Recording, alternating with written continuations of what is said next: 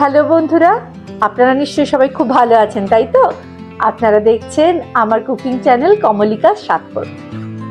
সামনেই তো পয়লা বৈশাখ, আর বাঙালির পয়লা বৈশাখ মানে জমিয়ে খাওয়া দাওয়া।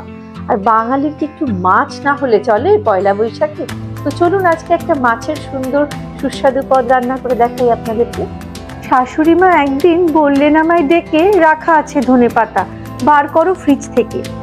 বাবা এনেছেন বাজার থেকে ডোরা কাটা ট্যাংরা, চলো তো জমিয়ে রান্না করি আমরা। কিন্তু আমি এইখানেতে কোথায় পাবো ট্যাংরা? মাথায় নানান চিন্তাগুলো করছিল যে ভাঙড়া। একটুখানি মাথা খেলিয়ে পমফ্রেট করেছি বার, ওর হাত ধরেই আজ হবে বৈতরণী পার। যেমন ভাবা তেমন কাজ সব গুছিয়ে নিয়ে চলো আজকে রান্না সারি পমফ্রেট ধনেপাতা দিয়ে।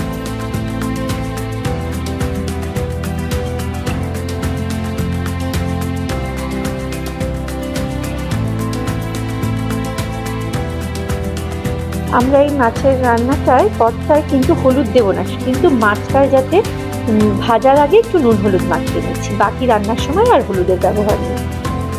আমি এখানে প্রায় 100 গ্রাম ধনেপাতা নিয়ে নিয়েছি, এটা একটু কম বেশি হলে অসুবিধা নেই। আপনারা ইচ্ছে হলে বেশিও নিতে পারেন, একটু কমও নিতে পারেন।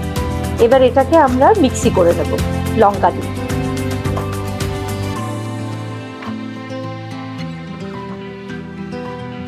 লঙ্কায় তেমন ঝাল নেই, তাই জন্য আমি 4টে সবুজ লঙ্কা দিয়ে, কাঁচা লঙ্কা দিয়ে দিলাম।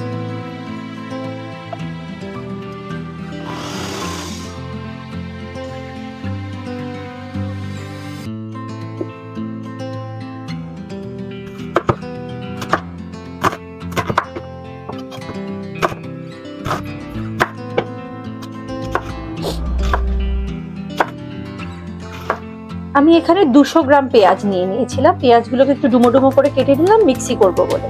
আর 5টা বড় কোয়া রসুন। এটাই কিন্তু আদা লাগে না, রসুনেরই মেন কাজ।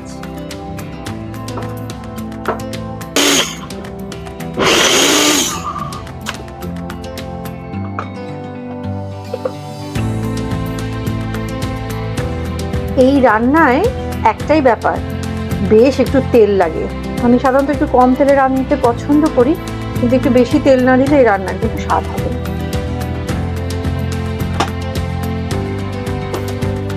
আমাদের তেল গরম হয়ে এসেছে, আমি এখানে প্রায় 60-70 ml তেল ঢেলেছি।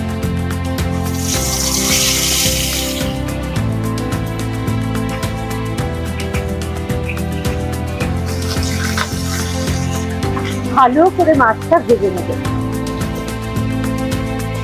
আমি এখানে 100 গ্রাম করে 3টে মাছ নিয়ে নিয়েছিলাম।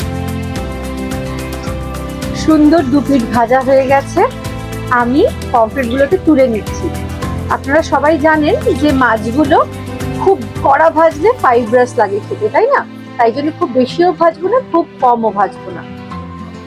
মাছ কিন্তু সুন্দর করে ভাজা হয়ে গেছে, আমি এবার তুলে নিলাম।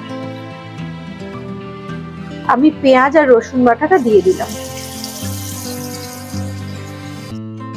আমি 1/4 টিস্পুন নুন দিয়ে দিলাম।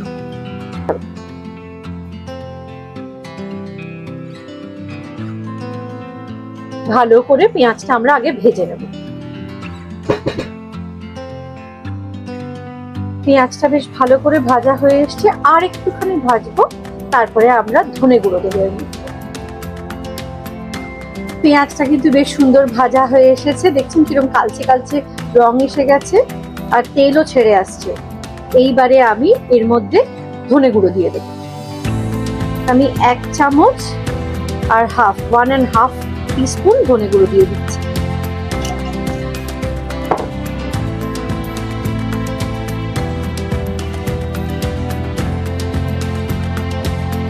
ধনে গুঁড়ো দিয়ে হালকা কষিয়ে নিয়ে এবার আমি এই ধনে পাতা বাটাটা দিয়ে দেবো। আমি অর্ধেকটা দেবো, যাতে পুরোটা যদি দিয়ে দিই পরে রংটা সুন্দর আসবে না।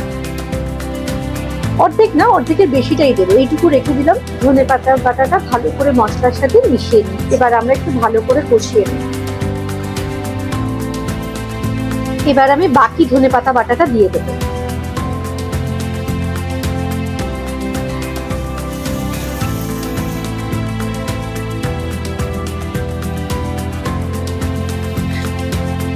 সুন্দর ভাজা হয়ে গেছে।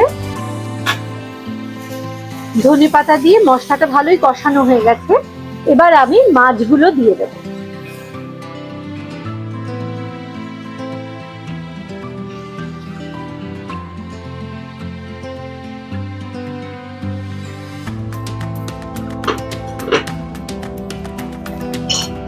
এবার আমি 1/4 টিস্পুন নুন আবার একটু দিয়ে দিচ্ছি। আর মাছগুলো যাতে অল্প ভাপানো যায় সামান্য জল দিয়ে দিচ্ছি, খুব বেশি দেব না।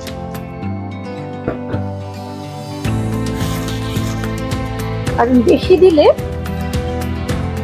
মাছগুলো কিন্তু নরম হয়ে যাবে, ভেঙেও যেতে পারে। এটা খুব গা মাখা মাখা শুকনো ঝোল হবে। আর 10 মিনিট হয়ে গেছে, মাছও কিন্তু বেশ ভাপা ভাপা হয়ে এসেছে। এবার আমরা ওভেনটাকে বাড়িয়ে দিয়ে একটু ড্রাই করে নেব। হয়ে গেছে আমাদের ধনেপাতা পমফ্রেট রান্না।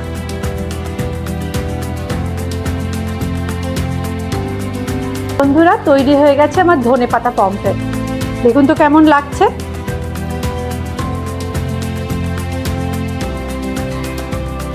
ধনেপাতা পমফ্রেট আপনাদের কেমন লাগলো?